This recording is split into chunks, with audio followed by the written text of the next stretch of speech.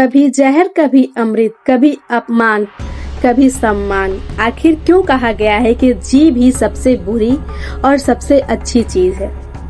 कहते हैं तलवार का घाव भर जाता है, लेकिन जीभ का घाव जीवन भर चुभता है।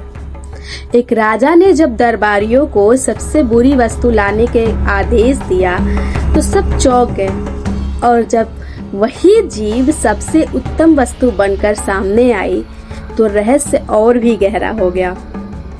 आखिर जीभ में क्या छुपा है, जानिए इस वीडियो में। बहुत समय पहले एक राजा था। वह बहुत कठोर था और कड़वा बोलता था। उसकी आदत थी कि हर किसी को गाली देना, ताना मारना और डांटना। दरबार में कोई भी उससे कुछ कहने की हिम्मत नहीं करता था।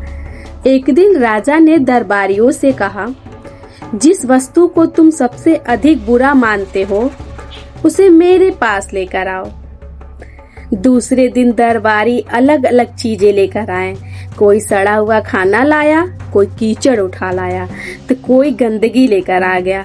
लेकिन एक बुद्धिमान व्यक्ति एक मृत शरीर की जीभ काट कर लाया। राजा ने हैरानी से पूछा, ये जीभ क्यों लाए? इसमें क्या बुराई है? वह बुद्धिमान व्यक्ति बोला, महाराज, तलवार का घाव भर जाता है, लेकिन जीभ की कड़वी बात से जो दिल पर घाव होता है वह कभी नहीं भरता। जीभ ही सबसे कड़वी चीज है। राजा थोड़े शर्मिंदा हुए और चुप रहे। कुछ दिनों बाद राजा ने फिर दरबारियों से कहा, अब तुमसे हर कोई वह वस्तु लेकर आएगा जिससे तुम सबसे अच्छा मानते हो। दूसरे दिन दरबारी कोई शहद लाया, कोई चीनी लाया, कोई फूल लाया, लेकिन वही बुद्धिमान व्यक्ति फिर से मृत शरीर की जीभ लेकर आया। राजा गुस्से में बोला, अरे, पहले तुमने कहा कि जीभ सबसे बुरी वस्तु है और आज फिर वही लेकर आए हो। ये कैसा मजाक है?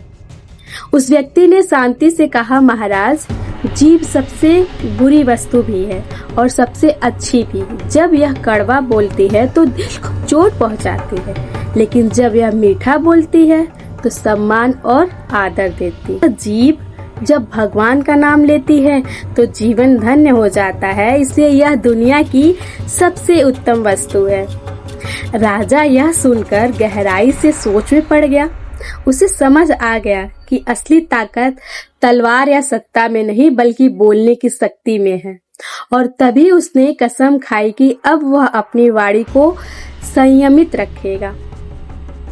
दोस्तों, इस वीडियो से हम यही संदेश ले सकते हैं कि जीभ से निकलने वाले शब्द ही सबसे बड़ा आशीर्वाद भी हो सकते हैं और सबसे बड़ा श्राप भी।